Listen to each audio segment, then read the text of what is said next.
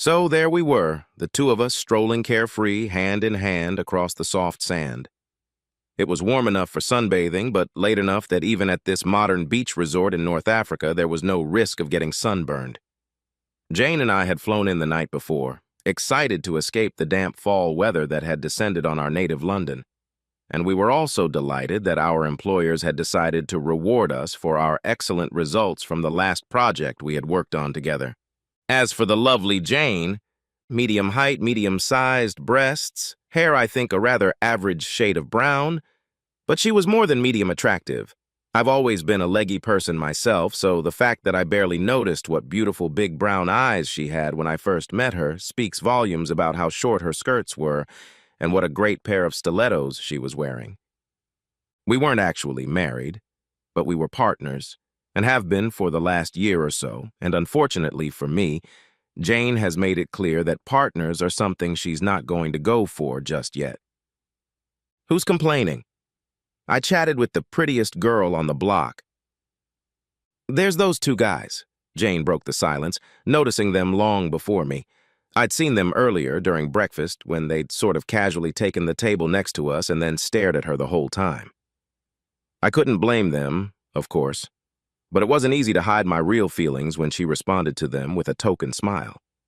The fact that we were approaching a part of the beach where they didn't care too much about how much, or more to the point, how little the sun worshippers were wearing didn't lessen my anxiety about how the day would go. "Here's Ken," Jane announced, unwrapping her beach towel as I realized we were a stone's throw away from them, and naturally I knew better than to argue. It was another aspect of our relationship that didn't always suit me, but I was well aware that it was either that or no way. "I think I've got some admirers, Ken," Jane whispered to me as I lay down before her, knowing full well that they had both interrupted their conversation to watch her quite deliberately undo the buttons on her shirt and toss it aside, and then her denim miniskirt, leaving her standing there in the tiny bikini she'd bought especially for the occasion. A bikini that, judging by how much it cost and how little it was, had to be worth its weight in gold. Not satisfied with how revealing her outfit was, Jane looked around, seemingly oblivious to the attention to herself, and with a shrug, quickly reached behind her back, unbuttoned the bikini, and tossed it into the small pile of discarded clothing at her feet. It was hard not to stare at her as she fiddled with her hair, keenly aware of how beautifully her loose breasts jiggled, but I took the opportunity to examine the two guys she was so blatantly putting on a free show for. One, sandy-haired, rough-looking, looked to be about my age. He was in his early 30s. The other, a dark-skinned, smooth operator, was closer to Jane's age, around 20.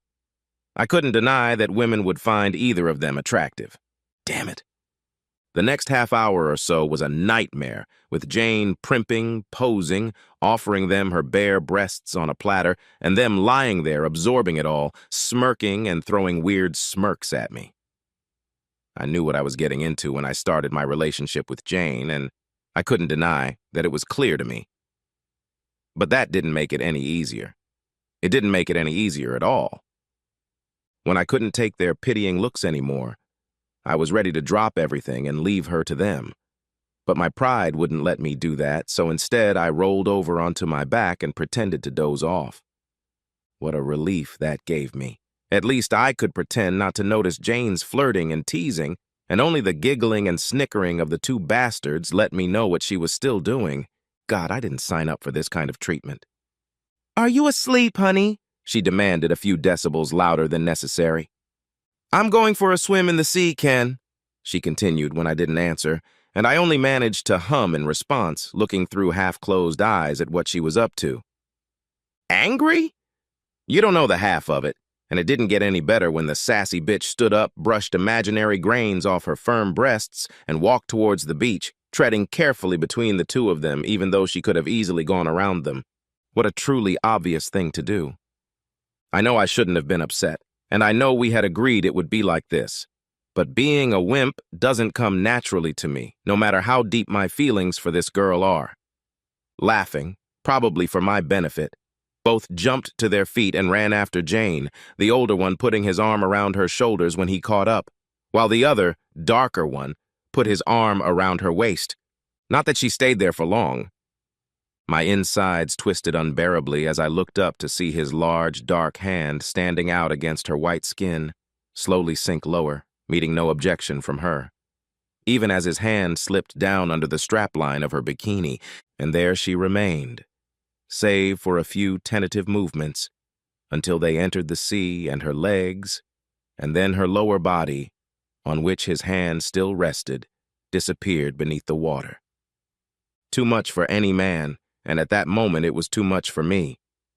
Jumping to my feet and grabbing a towel, I rushed back to the beach, away from the scene of my torment. I guess they didn't even notice. 2 hours passed, and everything fell into place.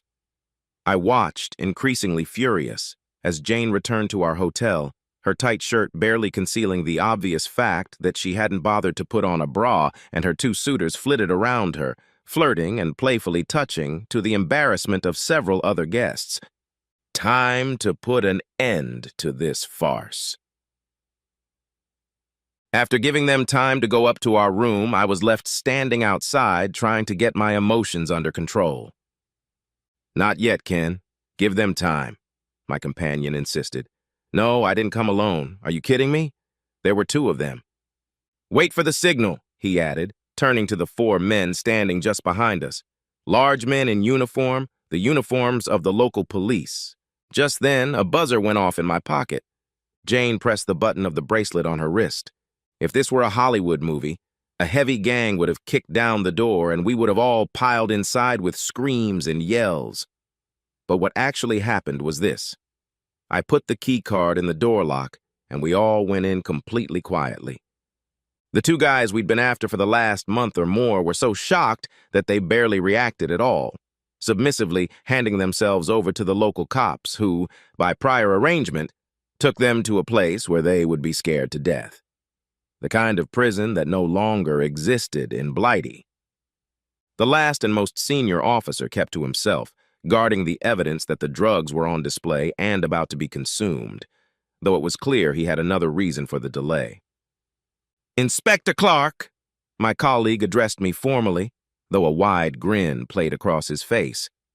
"May I suggest that you ask Sergeant Jones to get dressed? I think she's upsetting the locals." "Jane," I encouraged her, raising my eyebrows. "Okay, Ken," she giggled, got up from the bed, which she hadn't moved from since we'd entered the room, and started pulling her bikini up to the level it was supposed to be at. She seemed to think that was enough, and my boss, Superintendent Kennedy, was happy with that. And the still smiling local guy certainly didn't seem to mind. "Well, it seems to have worked out, doesn't it?" sang out Jane, a serving police officer like myself, who had been my partner in the police force for the last year, as I had explained earlier, clearly not embarrassed by the fact that she was standing half naked in front of 2 senior officers, and judging by the smile on her face, was enjoying it immensely. "Of course," our boss agreed, trying not to stare too obviously at his subordinate's bare breasts, which seemed unable to keep from bouncing. "In this country, where drugs are concerned, the law considers minors under 25 to be underage, and they can lock them up and throw away the key. Maybe they wouldn't go to jail, of course, but these 2 don't know that. And a week in this hellhole they call prison will soon have them singing at the top of their voices." "Spilling the beans on a drug gang in London," I grinned. "Nailed a couple," Jane added, throwing her hands up in the air and making our boss almost choke as he tried not to look at her bouncing breasts. "Great job," I said. "We had to change rooms because ours had turned into a crime scene, and the photographer who showed up seemed more interested in taking pictures of Jane than the evidence, and only calmed down when she put her shirt back on." The shirt lasted only 5 minutes after we got to our new room, and the bikini briefs followed. "I feel dirty afterward and I need a shower," Jane told me. "Do you want to join me?" Okay, maybe we were partners only in a professional sense. But the unusual methods we used invariably led us into compromising situations, and almost inevitably into becoming a kind of workmate with benefits. "It's getting harder and harder for you, isn't it?" asked Jane unexpectedly. "Well, if you keep it up, of course I am," I replied, stating what I thought was quite obvious given the way she was snuggling up to me under the jets of water. "No, silly," she laughed. I mean, I see me hanging around with other men. I shrugged, not wanting to admit it to her, since my feelings for her had long since transcended our professional relationship. Me too, she marveled. Not that I still don't enjoy showing off my naked charms and stuff, but I don't like it when you get upset. Are you suggesting we break the partnership? I asked, trying to hide the heartache in my voice. Quite the opposite, Ken, honey, she squeaked, snuggling even tighter against me. How about we make this more official? You mean, yes, Ken. Are you sure? I've never been so sure. But how do we get the powers to relieve you of your present duties? You, even we, have made such progress. They'd have to do that if I were pregnant, Jane whispered, suddenly becoming a little self-conscious. You're not pregnant? I gasped in surprise. No, but I might be soon if you stop using those damn condoms. Jane giggled in response. Epilogue. You don't need this. I bet you can guess what happened, can't you? Jane clearly didn't mind getting naughty, but her wild days were clearly over and she was ready to settle down. That's what happened, isn't it? What? Oh!